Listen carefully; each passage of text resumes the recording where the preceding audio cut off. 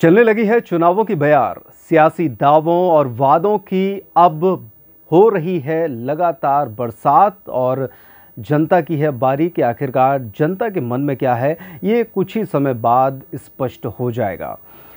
2023 विधानसभा चुनाव के लिए मंदिरों मठों में पूजन अर्चन का दौर जारी है। लोगों के बीच में आना जाना शुरू हो गया है। नेताजी लोगों की कमर अब 90 डिग्री तक झुकने लगी है। 2023 के विधानसभा चुनाव में कुछ ही पल शेष हैं। ऐसे में हम ये कार्यक्रम लेकर आ रहे हैं जिसमें विधानसभा क्षेत्र के बारे में आपको पूरी जानकारी मुहैया कराएगा। कार्यक्रम का नाम है राजपाट और इसका स्पेशल सेगमेंट विधान पत्र हम लेकर आए हैं, जिसके अंतर्गत इस विधानसभा क्षेत्र के पूरे चुनावी समीकरणों पर, उसके भूगोल पर, उसके इतिहास पर हम बात करेंगे और बात करेंगे दावेदारों की। नमस्कार, मैं हूं शिवेंद्र शुक्ला और आप देख रहे हैं हमारा स्पेशल प्रोग्राम जिसका नाम है विधान पत्र। दमोह नगरी एक ऐतिहासिक नगरी है और यही वजह है कि जगह जगह इतिहास के और पुराणों के साक्ष्य भी दमोह नगरी और आसपास के क्षेत्र में मिल जाते हैं। भगवान शिव का एक प्राचीन और बहुत ही चर्चित मंदिर यहाँ पर है, जिसको देखने और दर्शन करने के लिए दूर दूर से श्रद्धालु और पर्यटक यहाँ पर आते हैं। तो विधानसभा क्षेत्र की पूरे की बात और भौगोलिक क्षेत्र की इस सेगमेंट के माध्यम से हम करते हैं।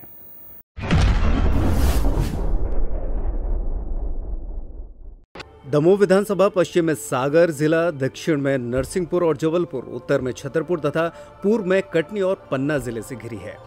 दमोह विधानसभा में प्रसिद्ध मंदिर जागेश्वर धाम बांदकपुर है, जहां बड़ी संख्या में पर्यटक और श्रद्धालु पहुंचते हैं। दमोह के बने मंदिर में मराठों के कुलदेवता श्री राम का मंदिर भी है। सीमेंट फैक्ट्री और बड़ा रेलवे जंक्शन भी यहां पर मौजूद है। सोनार नदी के दक्षिण पूर्व में लगभग 20 किलोमीटर दूर पठारी क्षेत्र में दमोह स्थित है। नगर में शिव पार्वती, विष्णु की मूर्तियां सहित कई प्राचीन प्रतिमाएं हैं। एक महत्वपूर्ण पशु बाजार भी यहाँ है। दमोह को मध्य प्रदेश की पीतल की नगरी के नाम से भी जाना जाता है। कड़वे प्रवचन के लिए मशहूर जैन मुनि तरुण सागर का जन्म भी दमोह जिले में हुआ था।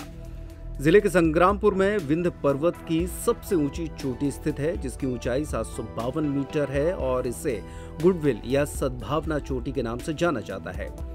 हाल ही में गंगा जमुना स्कूल का मुद्दा यहाँ पर काफी उछला था, जिसकी वजह से दमोह का नाम लगातार राष्ट्रीय पटल पर बना हुआ था। चलिए बात कर लेते हैं विधानसभा क्षेत्र के मतदाताओं की। मतदाता यहाँ पर उलझा हुआ है जातिगत समीकरणों में। लोधी और जैन बाहुल्य क्षेत्र होने की वजह से जब वोट करने मतदाता यहाँ पर पहुँचता है तो उसकी मना स्थिति कमोबेश उसी तरीके से रहती है, क्योंकि बुंदेलखंड पूरे क्षेत्र में विधानसभा चुनाव हो या लोकसभा चुनाव, अक्सर इसी जातिगत आधार पर वोटों का ध्रुवीकरण देखा जाता है।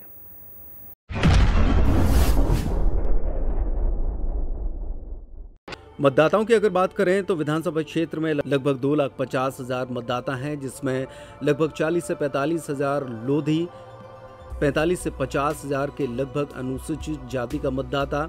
इसके अलावा कुर्मी, कायस्थ और ब्राह्मण मतदाताओं की संख्या लगभग 15,000 के करीब है। जैन मतदाता लगभग 20,000 है और इसके अलावा मुस्लिम मतदाता भी इतनी ही संख्या में यहाँ पर काबिज है। विधानसभा चुनाव में अब बात करते हैं मुद्दों की। दरअसल मुद्दे तो इस विधानसभा क्षेत्र में तमाम हैं, लेकिन जैसे ही चुनाव नज़दीक आता जाता है पूरा वोटर दो धड़ों में यानी कि जातिगत आधार पर बंट जाता है। जैन और लोधी बाहुल्य होने की वजह से वोटर भी इसी तरीके का मंतव्य बनाता है और आखिरी समय में उसी को देखकर अधिकांश वोटर अपना वोट देते हैं।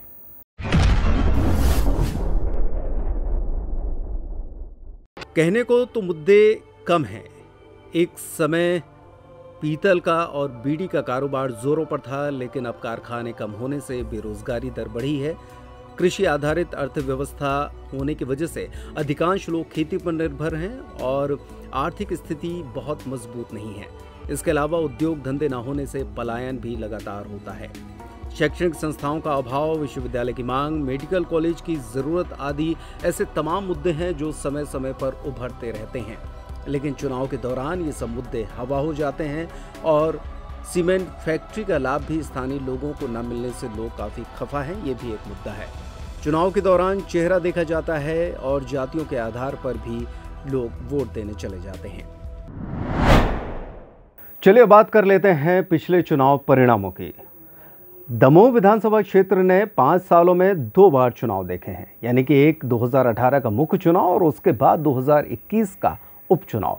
हालांकि दोनों बार ही कांग्रेस ने जीत दर्ज की, लेकिन मजे की बात यह है कि दोनों बार कांग्रेस के चेहरे अलग अलग थे। –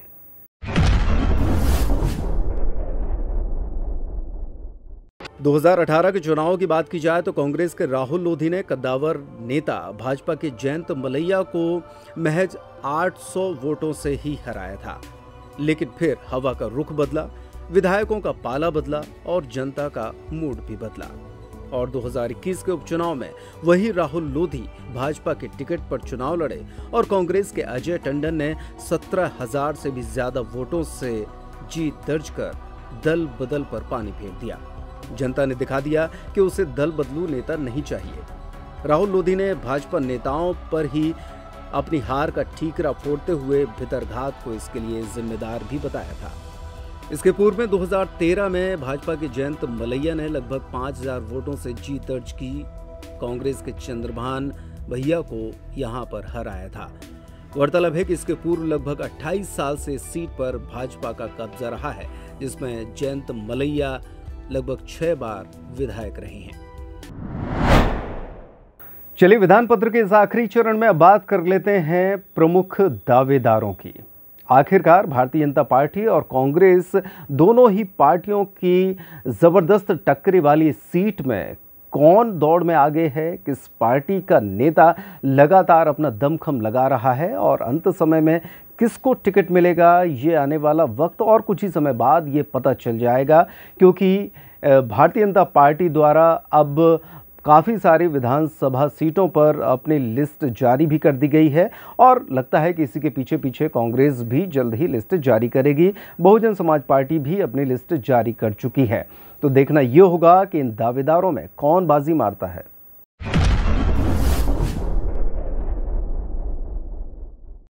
दावेदारों में भाजपा की बात करें तो राहुल लोधी एक बार फिर चुनाव लड़ने के लिए कमर कस के तैयार हैं, लेकिन पिछली बार की करारी हार उन्हें कहां खड़ा करती है ये जल्द ही पता चल जाएगा। जहां तक बात जयंत मलैया की है तो उम्र को देखते हुए वे अपने पुत्र सिद्धार्थ मलैया के लिए जमकर फील्डिंग सजा रहे हैं और पार्टी को बता रहे हैं कि भाजपा को उनके अलावा कोई नहीं जिता सकता। सांसद प्रतिनिधि नरेंद्र बजाज भी टिकट की दौड़ में लगातार बने हुए हैं। अगर प्रहलाद पटेल की चली तो वे भी प्रत्याशी यहां से हो सकते हैं। उनके साथ जैन और लोधी जाति का संयुक्त फॉर्मूला काम कर सकता है, जो कि जिताऊ फॉर्मूला साबित होगा। तो वहीं भाजपा के जिला महामंत्री सतीश तिवारी भी अपनी संभावनाएं तलाशते नजर आ रहे हैं।